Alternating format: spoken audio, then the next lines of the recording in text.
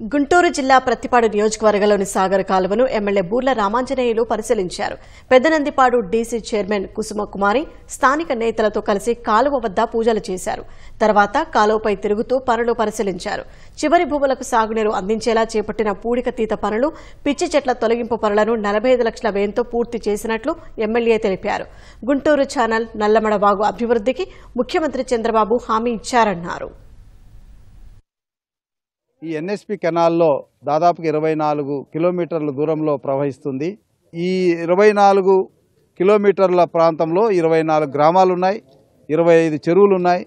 ఈరోజు 24 కిలోమీటర్ల పొడవున్నటువంటి కాలువను పూర్తిగా శుభ్రం చేయడం అనేటువంటి జరిగింది. ఇక్కడ కాలువలు గతంలో వైసీపీలో చూశాం, ఒక్క రోజు కూడా కాలువ పనులు జరగలే. నీళ్లు వదిలే టయానికి కాంట్రాక్టులను పిలవడం, టెండర్లు వేసుకోవడం, ఏదో ఇంత మందు చల్లడం, మళ్ళీ నీళ్లు వదలడం, బిల్లులు చేసుకున్నారు. కానీ రైతాంగాన్ని ఆదుకున్న సందర్భం లేదు. ఇప్పుడు ఆ పరిస్థితి నుంచి రైతాంగాన్ని కాపాడాలన్న ఉద్దేశంతోనే ఈ కార్యక్రమాన్ని చేపట్టాం. నేను ఎన్నికైన 10 రోజుల్లోనే పని స్టార్ట్ చేసిన తర్వాత పూడికలు జంగిల్ క్లియరెన్స్ తీసి నీరు అందించాను. పొలాలను 15 రోజుల్లో నీరు అందించాను పొలాలన్నిటికీ. రైతులు సంతోషంగా ఉన్నారు. 45 లక్షలతో జంగిల్ క్లియరెన్స్ అవన్నీ స్టార్ట్ చేసి చేసాము, పనులన్నీ చేస్తున్నాము.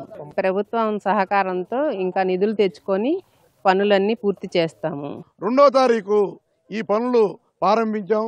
అది అన్నపూర్వ దగ్గర నుండి మరి 15 రోజులు నిత్యం పాత మల్లాపాలెం మేజర్ మీద 6 క్రేన్లు, మరి కాకుమాని మేజర్ మీద కొండపాటూరు దగ్గర నుంచి 5 కిలోమీటర్లు కాకుమాని మేజర్ని, మరియు 8 బ్రాంచ్ కెనాళ్ళు, మైనర్ కెనాల్స్ ఉన్నాయి. వాటికి మరి మొక్కజొన్నకి నీళ్లు పోవడానికి కూడా జమ్ము గడ్డితోటి పూడికబడి ఉన్న సందర్భంలో అక్కడ 6 మిషన్లతోటి అన్ని మైనర్ బ్రాంచీలను కూడా పూర్తి చేసుకొని ఆ కాకుమాని మేజర్ కూడా నీళ్ళు వదిలాము.